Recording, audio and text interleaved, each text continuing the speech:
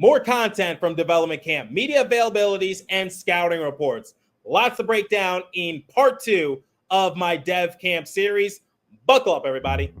You're Locked On Devils, your daily podcast on the New Jersey Devils. Part of the Locked On Podcast Network, your team every day.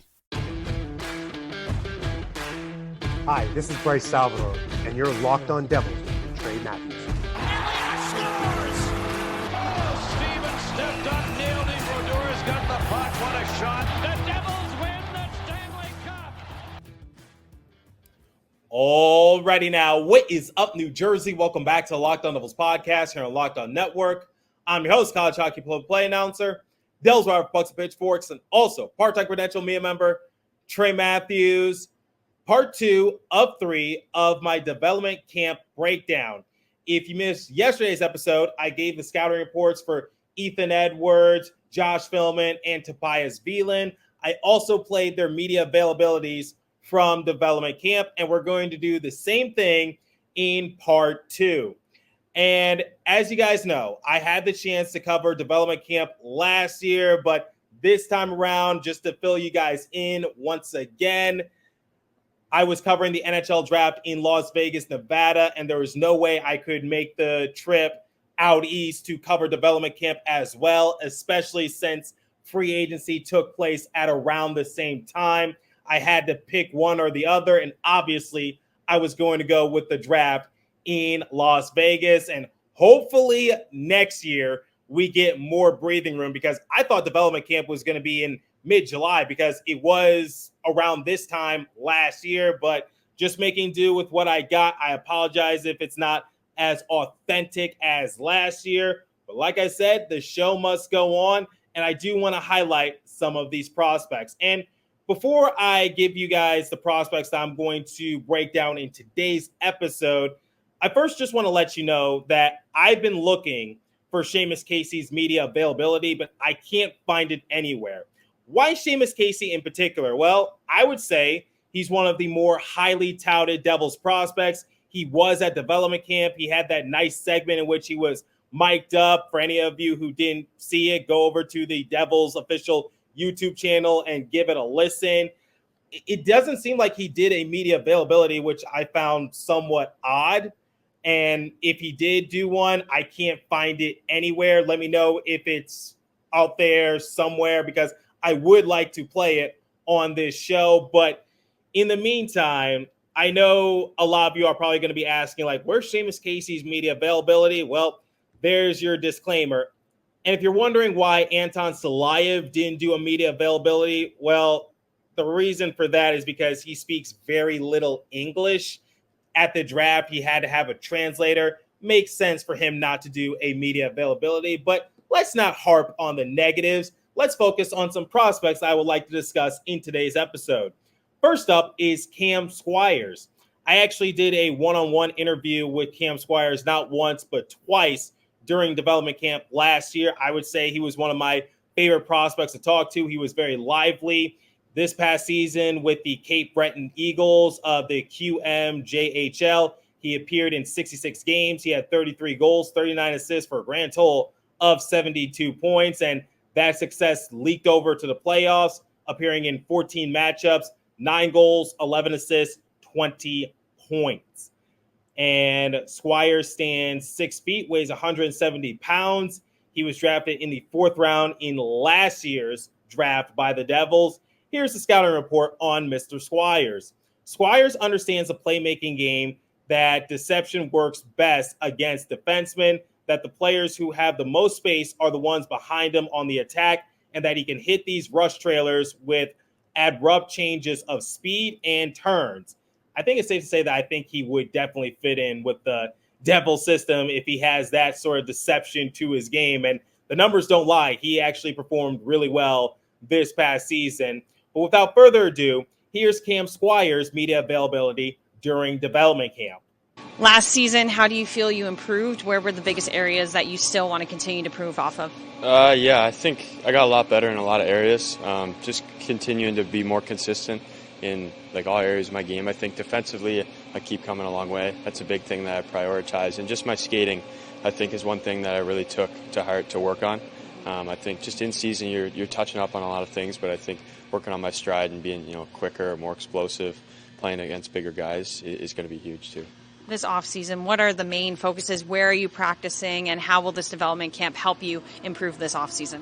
Yeah, I think just those areas, getting better, getting bigger and stronger is first and foremost in the gym, working on that, continuing to put on weight and size. And I think, like I said, my skating, and then just touching up on all the details. You can never be satisfied with where you're at. Just working on your skill. Good mix of skill practices, getting in shape towards the end of the summer, and then just continuing to be in the best area come fall training camp. You participated in the Prospects Challenge last season. What did that experience teach you? Yeah, I think it was fun. It was good to see all the prospects out there. It's definitely a step up from junior, and you go there, and it's you kind of get your feet wet and you get your first taste of how it all is at that level. It was fun. It was a lot of learning experience for me. I took advantage of it, just learned. I picked the brains of the older guys, some of the guys that have been there for a few years, and just adjusting to the speed and getting better each game. And by the time I left there, I felt a lot more comfortable. Cam, strong year for you last season, but got to the playoffs. It looked like you took it up even one more notch. How'd you find that next level? Yeah, I think it was just coming ready to play at the right time. I think just building all year. Like you said, the Prospects Tournament, that really kind of set the tone. And I don't think it was, jumping up the level, but just kind of sinking down to where you train at all year.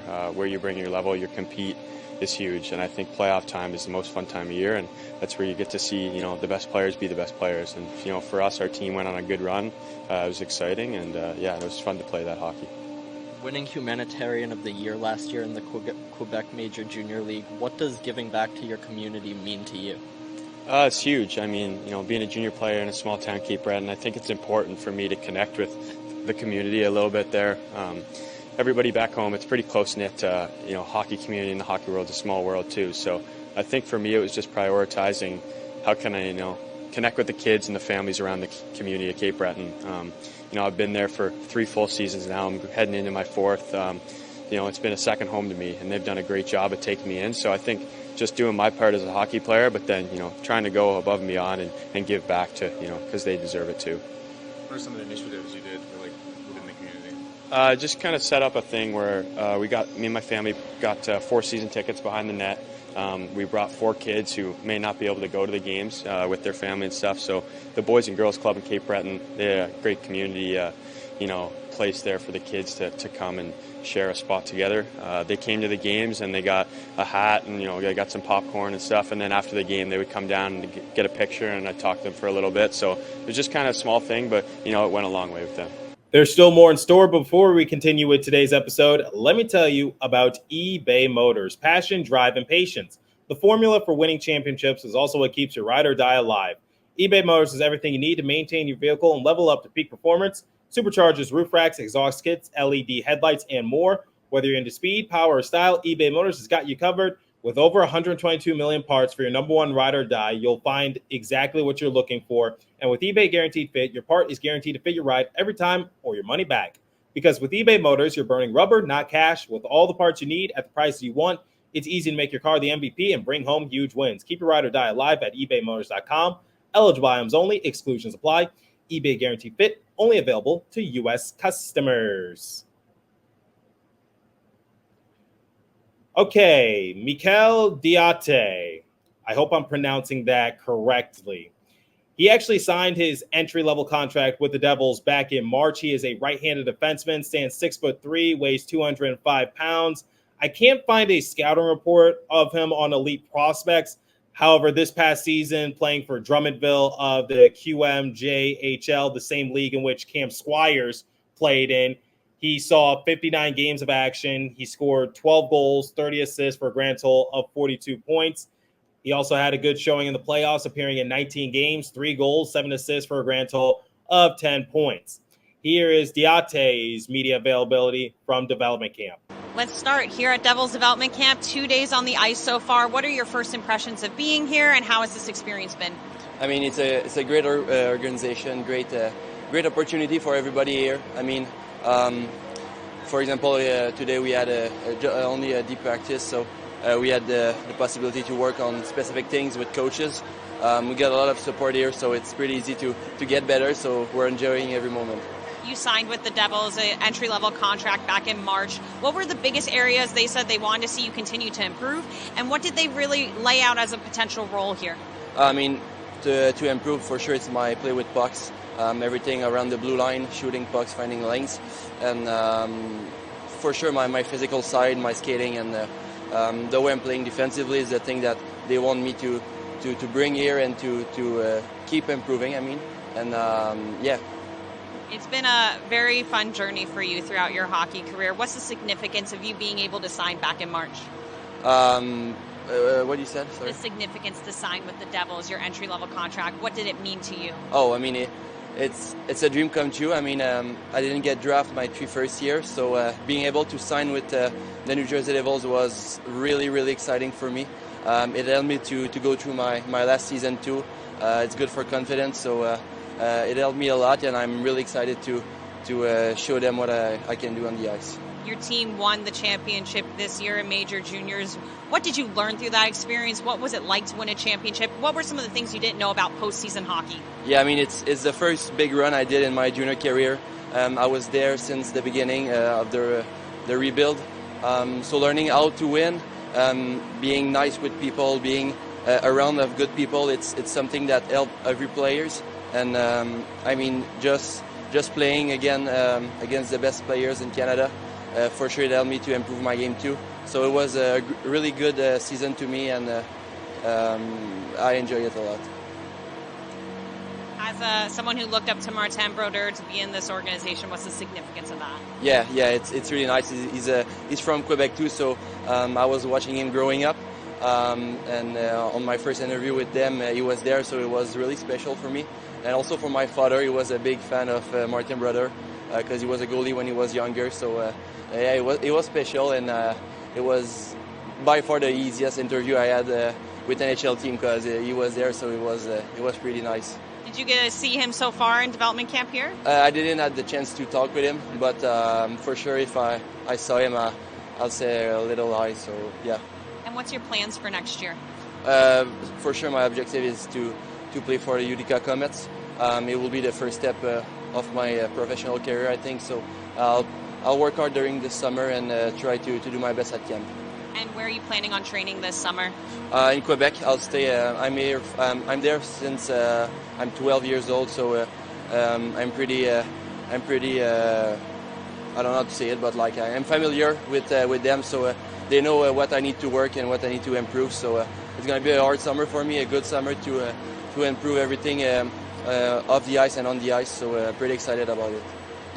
What do you think is the biggest difference in your game from last year to this year, and maybe what made the Devils come to you with that contract? I mean, I always been a good defenseman, but this year for sure I bring more offense. I had more opportunities to show this side of my game.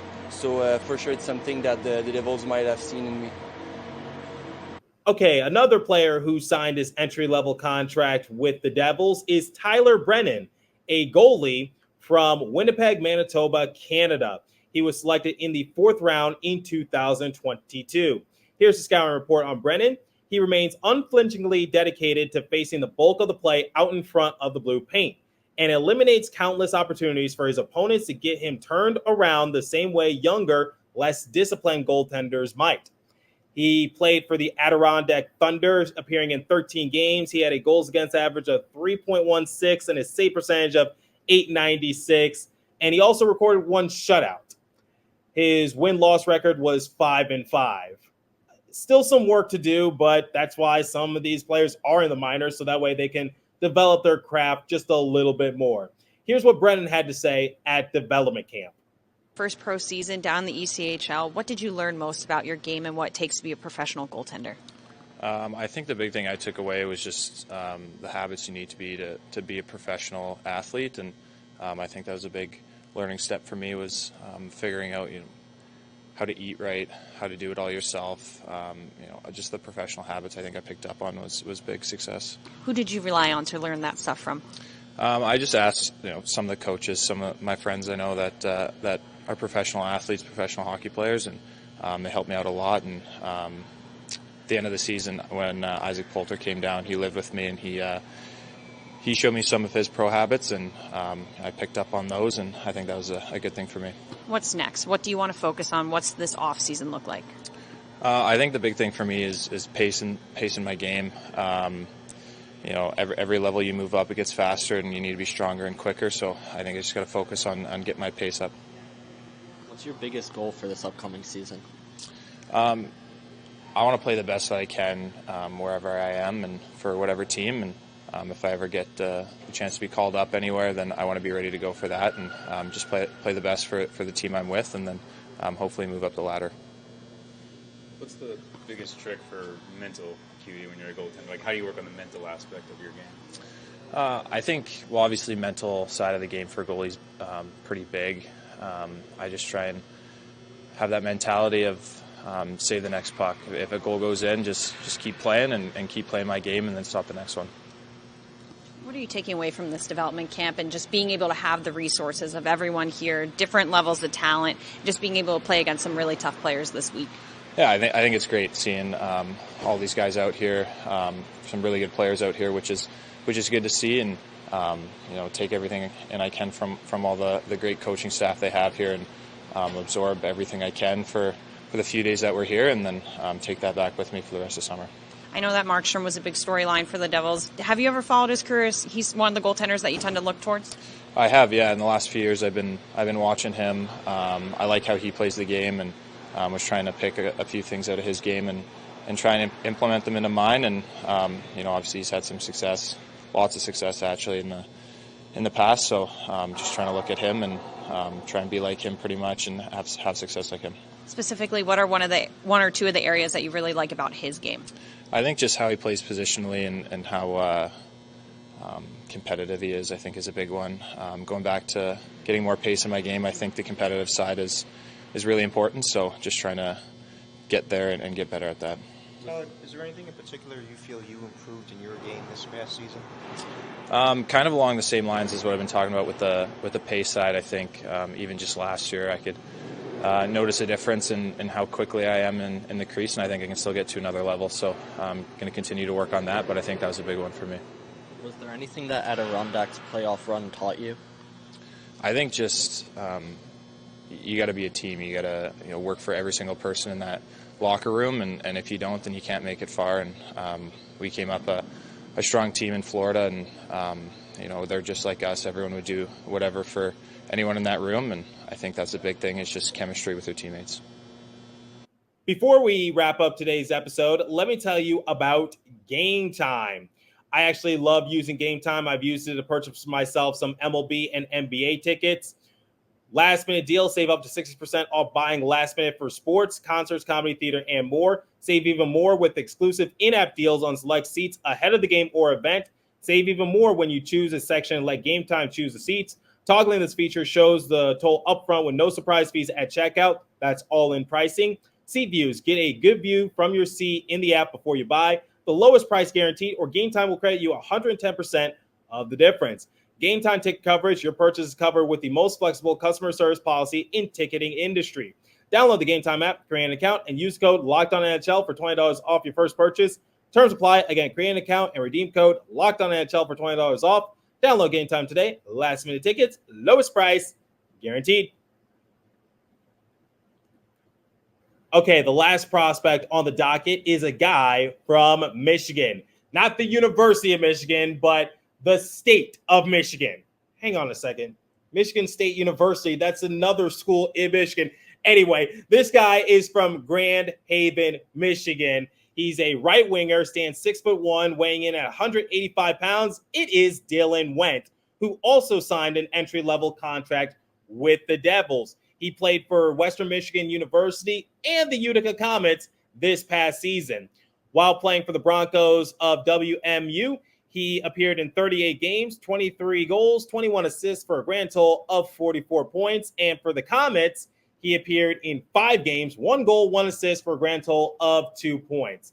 I just have a soft spot in my heart for players who hail from Michigan, my original home state. Anyway, here's what Wendt had to say to the media during development camp.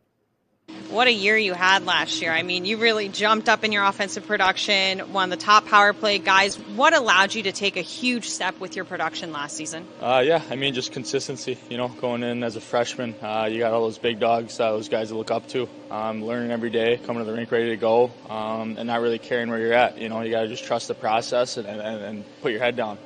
It sounds cliche. It works, and I've just been working hard, and there's a great staff around me there at Western, and the teammates were great, and just all of that allowed me to be successful and then really have a breakthrough year. College hockey has really become a pipeline to the NHL. What about that level of play at college hockey allows you to really develop your game? Yeah, I just feel like it gets you ready to go. There's not a whole bunch of games, so you really work hard in the practice, get the finer details down, and really love the game. When you go in and play maximum 35 games, you're itching to play games and get out there. So every time you can, you step onto the ice, you're grateful, ready to go, and it's just the process there. Big, strong guys come in a little later, a little older, more ready to go, and it's just good overall to get you ready and get ready for that next step. How about the other side of it where you're balancing classes, you have the resources like nutrition and actual strength coaches? How can that also help? Yeah, I mean, definitely with the school part too, right? You're a student athlete, and they really emphasize that. So being able to balance it, they work it with you, but you really got to have time in your schedule and really be committed for when you're either in the classroom, on the ice, in the gym, eating off the ice too. It's just all those little steps that make you a great hockey player, and if you stay true to it, dedicated, and follow the right path, that it'll work out for you. Dylan, if you could just scene set for us. I mean, you signed your first pro contract. What was that like for you? Crazy. Yeah, I was a college kid one day, and then next I was flying out on the plane, getting ready to play a hockey game in the AHL. It was a crazy experience. So many things could happen at the end of the year, especially, and trying to stay focused at the season that we had, being in the tournament and all that. So a lot came onto the page there right away. So it was crazy, but I handled it well. It was a great experience, and I loved every minute of it. Was it Devils all the way? Other teams calling as well? What was that like? Yeah. Talking to other teams, just seeing the right fit. Where would be the best spot and location. Obviously, I chose here. I'm glad I did. There's great resources, great people, great coaches, and great players all around me. It's a great spot. I'm glad I chose it, and I'm grateful for the opportunity, and I'm ready to go come October. And when you put pen to paper, who from the team reached out from you first to congratulate you and welcome you? Yeah, I was just talking to all the coaches and the GMs and stuff. A couple of the AHL guys reaching out. I didn't really know too many people going into it. I kind of liked it that way, right? It's that fresh start, and you kind of just get to go in there clean slate and just go out there and prove yourself. So in a way, I was happy that that's how it was, and that was the situation, and it's been great ever since. What stuck out to you in your short time in Utica? Just the players and the coaches. Coming in there, I didn't know what to expect, being the younger guy and the rookie, just playing a couple of games. I wasn't sure how they were going to react and respond. It ended up being great. All the guys were awesome, super cool, welcoming, great advice, and they just kind of helped me with my first game and the next few after that. So it was awesome. On the ice as well, were there any major differences between the AHL level and the college level? I didn't notice too much. Obviously, everything's a little better, quicker, faster. Guys are stronger, a little older too, more consistent. So it's just the minor details that I noticed were stepping up a notch. Definitely something that I could handle, and I thought I did well in. So it was a great experience, and I didn't think it was too overwhelming, and I jumped right in and started playing right away. So, what's your main focus for this off-season to make sure you're ready for pro hockey next year? Yeah, I'm glad I got my toes wet there, playing pro hockey, kind of knowing what to expect. It gives you things and little details to work on. So, just speed, strength, work on the shot always. You're never good enough at something, so I'm just trying to round the game out the best I can and just keep on working.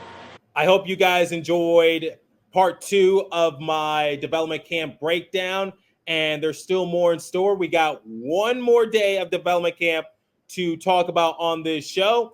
I wanted to show the prospects some love, and leave a comment down below if you're watching on YouTube.